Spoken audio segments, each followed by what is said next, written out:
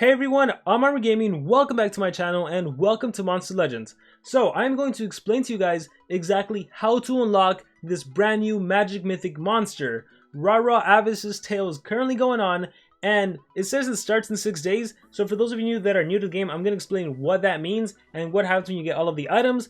And the one thing I want to start off by saying, because I mentioned this for the Van Dekken's Tell event and some players didn't really believe me, but then when the event actually got released, they were like, oh wow, Armor was right. So, you are going to have to save around 300 gems if you want to get this monster, okay? Around 300 gems, and that's like being generous. Like, if you really want this monster, you're gonna need like 400 to 500 if you're lazy. But if you're pretty active with your logins when the actual progressive event is on and you're smart about when you skip, you're gonna be able to get this monster for around 300 gems. Because remember, the thing about mythic monsters, the bad thing about mythic monsters is that if you want them, you need 100 cells in order to be able to craft them. It's not like the legendary monsters where you can get 80 cells and then use 20 Elementium. No, if you want your first mythic monster, you need 100 cells, and that's where the progressive island comes in.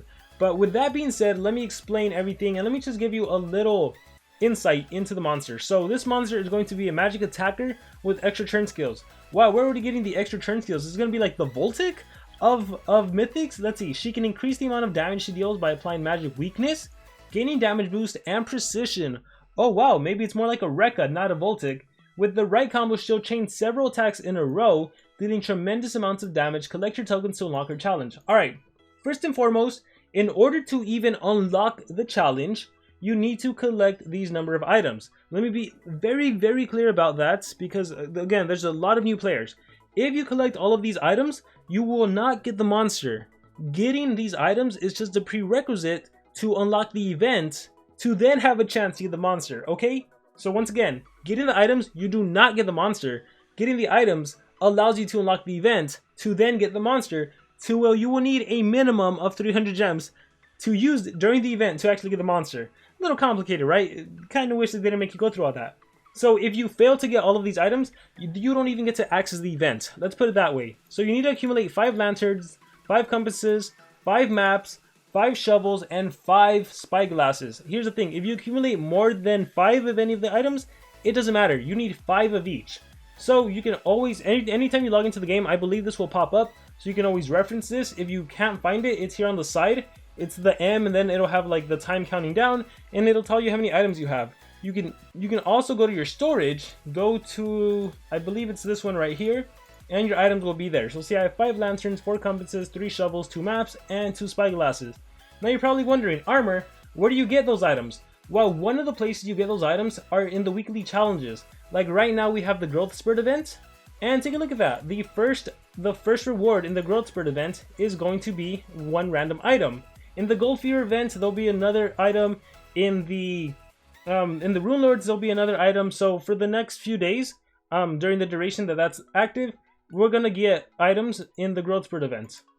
Aside from that, you can also get it. SocialPoint will do 2 dungeons. They've always done 2 dungeons where you can get them. It's called the Token Dungeon. As you can see, I already completed mine.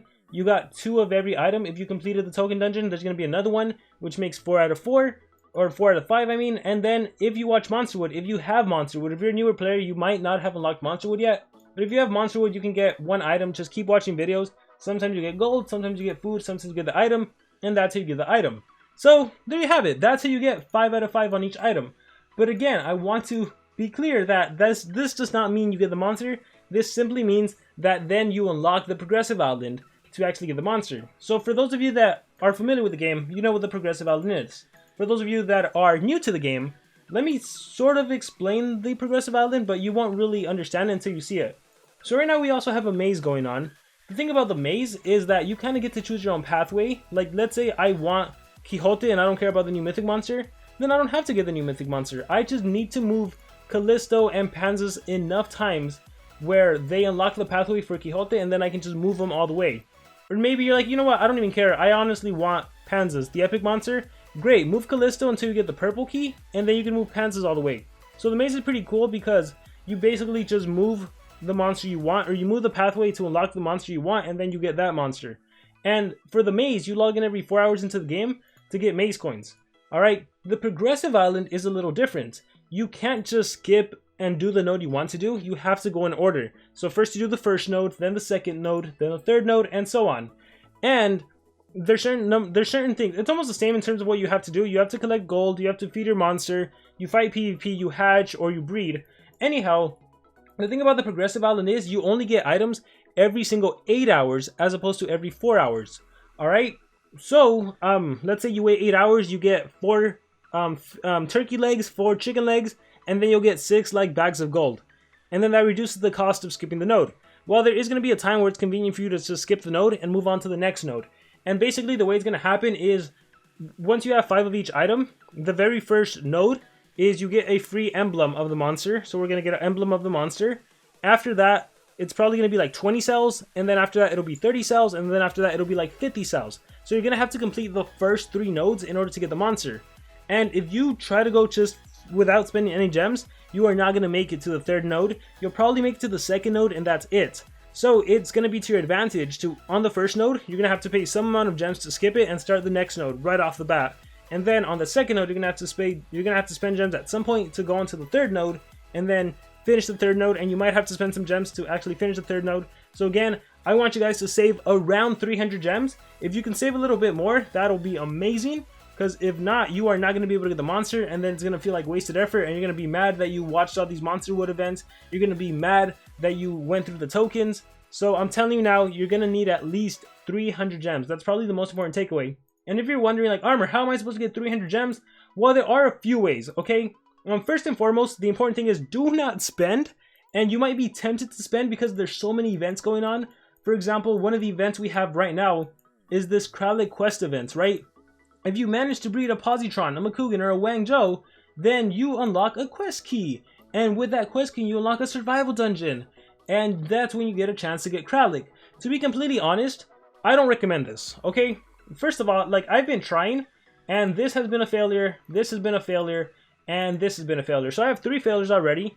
When you fail, you're either going to get an epic monster or you're going to get a rare monster. As you can see, Vortex and Gothe over here. So 2 failures.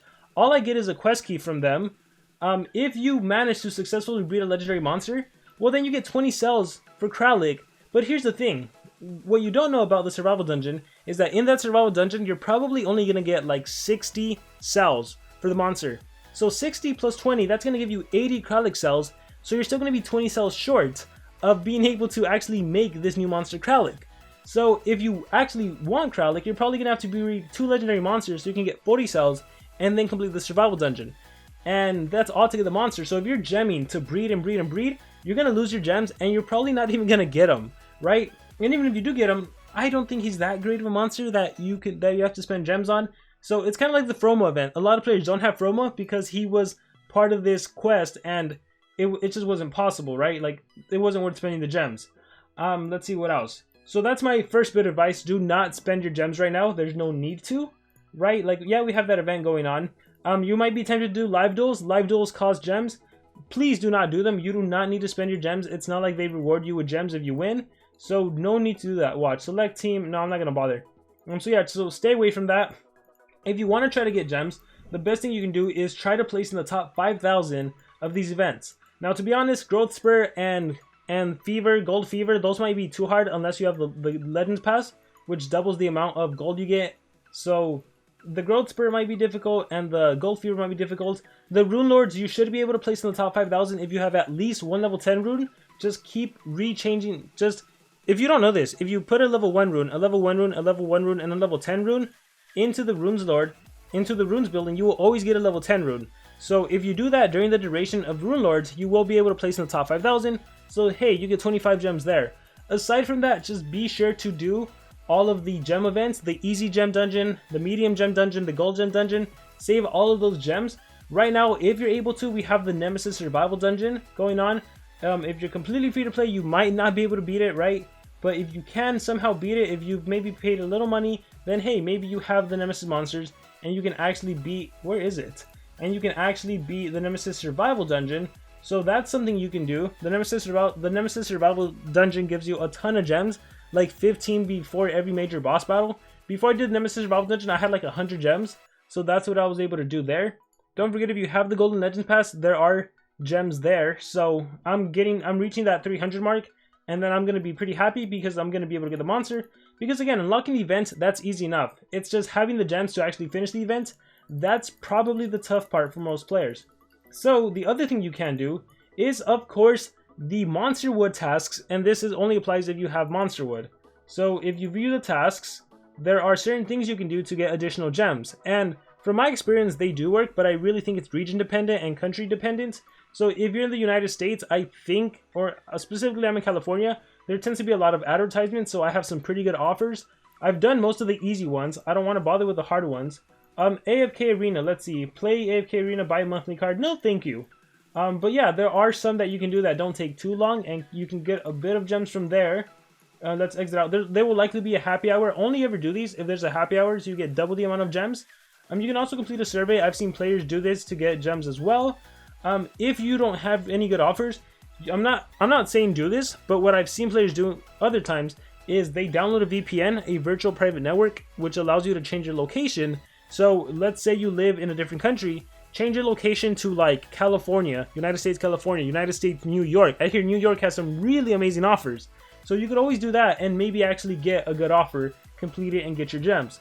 Alright, I've also heard that sometimes the companies don't pay out. I've been a victim of that as well. So there is that risk, but I mean, that is a way. Most of the times they have paid out for me. So that is a way you can get some gems fast, assuming you have the monster wood. But I think that's probably the most important thing. Save 300 gems. Please, guys, save 300 gems. As far as getting the tokens, that's going to be easy. Honestly, most of you, if you watch Monster Wood, if you have it, you're probably going to get 5 out of 5. Right? You saw how much I have already. I already have 5 out of 5 here, 4 out of 5 on the compass. Watch a few more videos, I'll probably be 5 out of 5 there. If not, I can just wait for the token dungeon and I'll be good. In terms of monster design, I love the monster design. I love that golden armor this monster's wearing, and I think she's going to be quite strong. It's funny that she's magic, but the armor almost makes her look like she can be thunder. She has a huge sword. I'm assuming she's going to have a sword relic. I will definitely be sure to make an analysis on this monster, so super excited for that. But yeah, guys, with that being said, now you know. Thankfully, you watched this video, so now you can't say no one warned you, because I am warning you. You need gems going into the event. Alright, with that being said, I'm Armor Gaming. Thank you all for watching this video. If you have any questions whatsoever, please let me know in the comments below. Thank you very much, and I will see you all next time.